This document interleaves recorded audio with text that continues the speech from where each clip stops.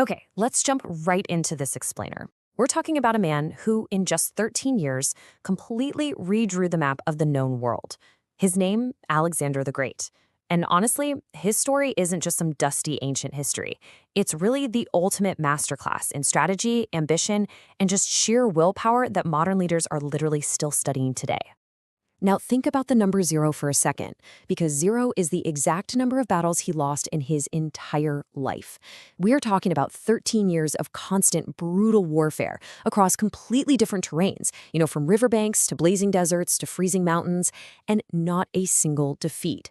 In the chaotic, completely unpredictable world of ancient warfare, maintaining a perfect record like that is a mathematical anomaly that still baffles military historians.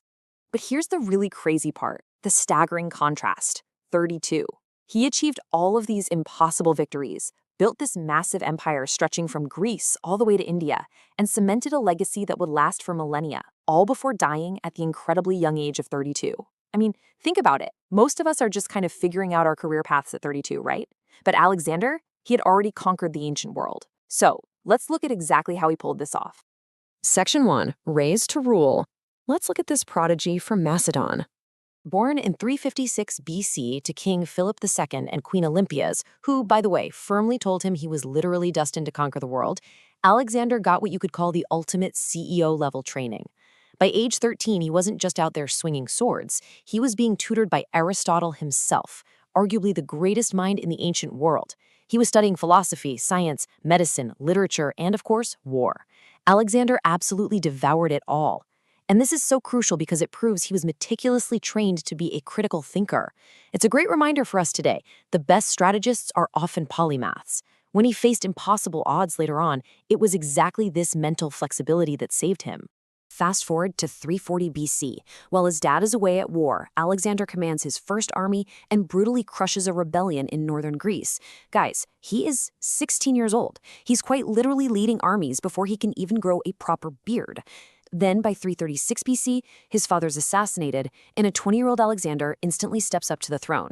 He crushes every single rival, secures the borders, and within months has all of Greece bowing to him. And the craziest part of all this, his actual world conquest hasn't even started yet. Moving on to Section 2, invading the Persian Empire, the massive march east. So with Greece fully secured, Alexander sets his sights on the terrifying Persian Empire. This was a total behemoth with 50 million subjects ruled by King Darius III. In 334 BC, he takes 40,000 soldiers across the Hellespont. That's the narrow strait separating Europe from Asia.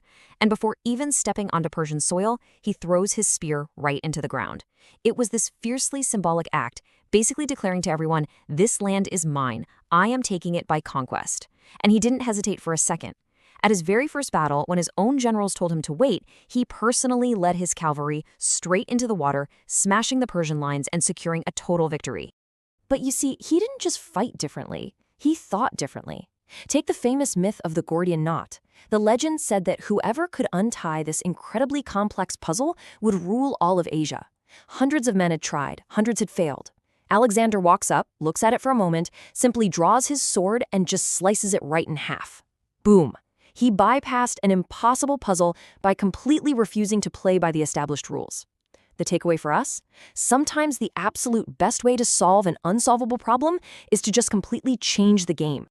Section 3, conquering the ancient world. Time to systematically dismantle Persia. At the 333 BC Battle of Issus, the sheer David versus Goliath scale of this whole campaign becomes very, very real. Alexander and his 40,000 men step onto the battlefield against King Darius himself, who is commanding well over 100,000 Persian soldiers. Mathematically, historically, logically, the Macedonians should lose this.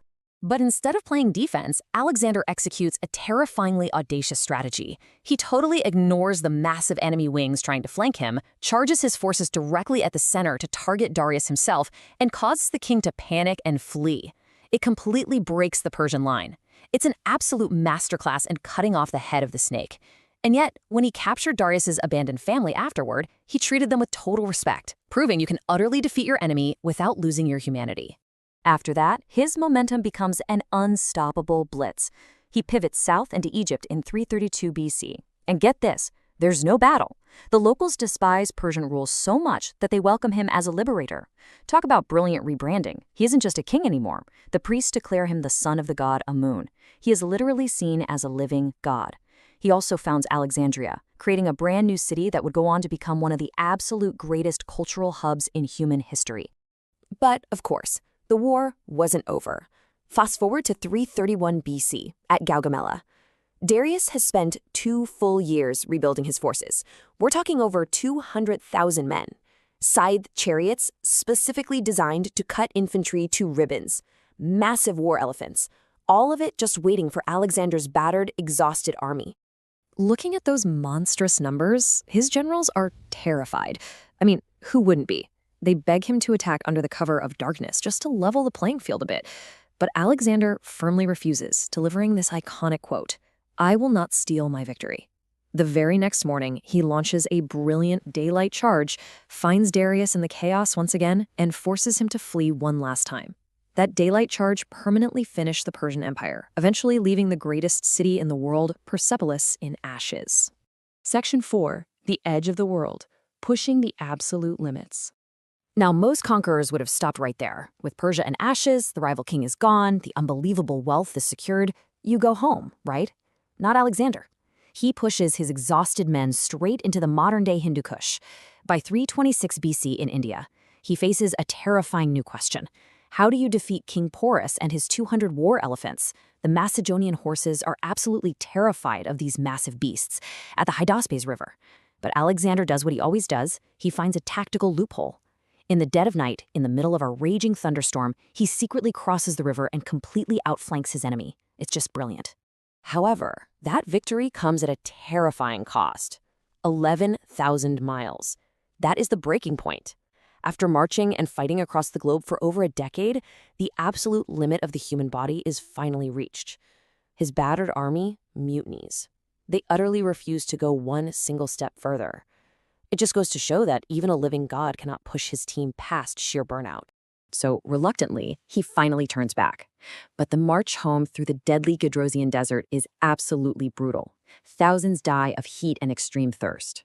And then, in a moment that just brilliantly illustrates his leadership, a soldier finds a precious helmet full of water and brings it to the king. Alexander takes the helmet, looks at his parched men, and pours the water straight into the sand. It's the ultimate lesson in empathetic leadership, right? If the team suffers, the leader suffers with them, and that act secured their absolute loyalty. Section 5. The Fall of a God, the final chapter. They finally make it to Babylon in 323 BC. But after a banquet, the unstoppable, undefeated God King suddenly falls violently ill. For 12 agonizing days, he just grows weaker and weaker. Eventually, he's entirely too weak to even speak. In this totally heart-wrenching scene, tens of thousands of his hardened, weeping soldiers line up for miles, just filing past his deathbed for one last goodbye.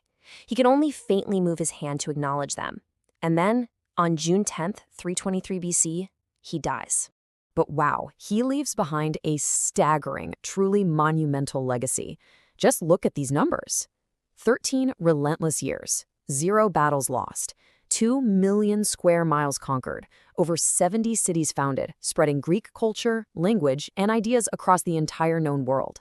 Every single great leader since, from Julius Caesar to Napoleon Bonaparte to modern generals, has obsessively studied these numbers, and none of them ever matched him. He came, he saw, he conquered. He completely reshaped the known world in just over a decade, proving exactly what happens when a meticulously trained mind is paired with just unparalleled ambition. And really, his story leaves us with one incredibly provocative, lingering question. Considering the sheer scale of his flawless, unbeatable crusade, will humanity ever see an equal to Alexander the Great again?